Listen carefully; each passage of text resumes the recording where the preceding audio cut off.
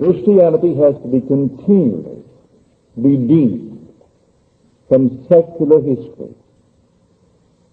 For Jesus Christ is the human imagination. As Paul tells us in his first letter to the Corinthians, we have received not the spirit of the world, but the Spirit which is from God, that we might understand the gift bestowed upon us by God. Now tonight we'll show you one of these gifts, if you really understand who Jesus Christ is. I tell you, he is your own wonderful human imagination. That is Christ.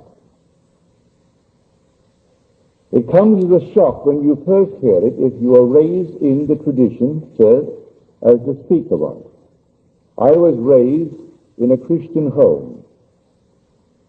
And naturally, like the hundreds of millions of Christians, we were taught it as secular history. A little boy who was born of a woman who knew not a man, and that his father was God. He was a son of God, and that was the story as I was taught it. But I was searching and seeking from the time I think I can remember. I believed the story as Mother taught it to me. I did believe it. And I can't tell anyone the shock that was mine. And sometimes maybe I wondered if it would not have been better to turn back, like Israel in the desert, and go back into slavery. But I couldn't, any more than they could. They had to keep moving towards the promised land. For when you are disillusioned, having been taught the story, as we all have been taught it, to discover that he is not something in history. He is nearer than your breathing. In fact, he can't even be there. He is your very self. He is your own wonderful human imagination. It comes as quite a shock. Well, I can tell it best by telling you a story. The year was 1933. Roosevelt was elected. I had been in this country for 11 years. I never really wanted to go back to Barbados. My parents came up in that year, and they pleaded with me to come to Barbados and join the family, become a member of the family. And I declined. I said no. I saw them off at the boat, and strangely enough, as they sailed, and they were on the deck, and I waved goodbye to them, a peculiar feeling came over me. And I had a desire that I never had in 11 years, to go to Barbados. I had just said goodbye to them, and said no to their request. They would have paid all expenses and brought me back, and everything would have been perfect. Then from the boat, I went to my old friend, Abdullah. He was born, so I am told, in Ethiopia. He was a black man, raised in the Jewish faith, but really understood Christianity as few men that I ever met understood it.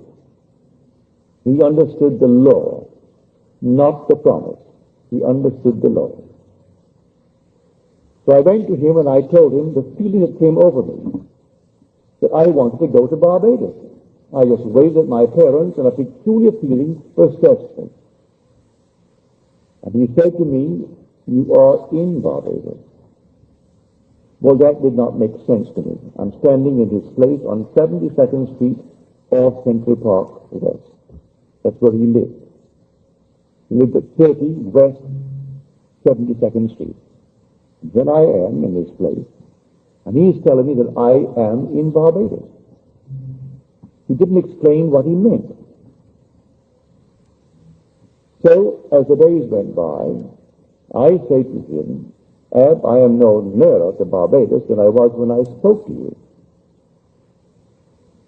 And he said to me, "If you are in Barbados, you cannot discuss the means of getting to Barbados. You must actually live in Barbados, in your imagination, as though you were there, just as if, and view the world from Barbados. If you sleep in Barbados and view the world from Barbados, the means will appear and you will go to Barbados. But as far as I am concerned, you are already in Barbados, because you desire it. That intensity, all you have to do is simply to enter it. And you enter it now in New York City, even though that's 2,000 miles across water, and you aren't going to walk across water, but you enter Barbados and view the world from it. If you see the world from Barbados, then you have to be in Barbados. He did not explain to me then, but I learned later, that man being all imagination, man is wherever he is in imagination. And imagination is the God in man, that is the eternal body of the Lord Jesus Christ. And all things are possible to him. And by him all things were made, and without him was not anything made that was made. That what is now proven was once only imagined. These things I did not know then. He simply talked in the overall picture. But I did my best, and I slept mentally in Barbados, in my mother's home. I looked at the world and saw it from Barbados. I saw New York City 2,000 miles to the north of it, the northwest. For we are at a certain latitude, 13 north, New York is 42 north.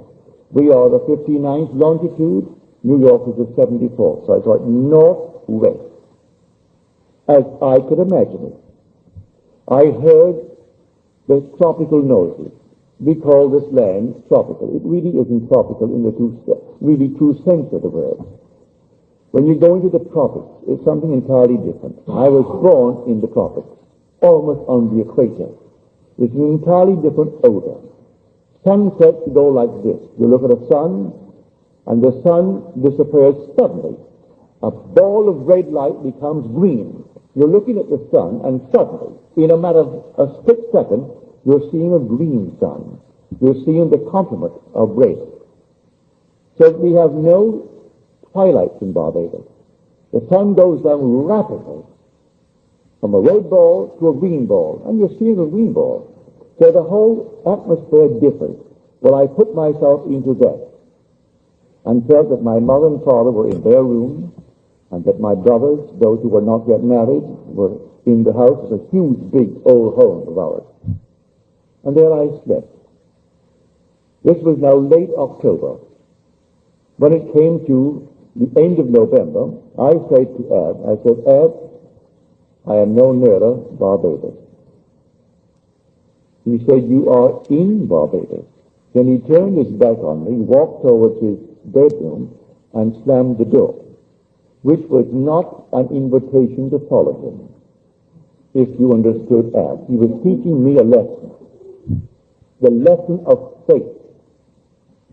If I am actually sleeping in Barbados, no power in the world could interfere with my journey to Barbados. This is now late November. The last ship out of New York City, sailing for Barbados, was the 6th of December. I wanted to get there by Christmas. And so I could not raise the question anymore. But on the morning of the 4th or the 3rd of December, I got a letter from my brother Victor. I did not ask him or any member of my family to bring me to Barbados. He wrote a letter, and he justified the content in this manner. He said, we are, you know, a large family, 9 brothers and a sister.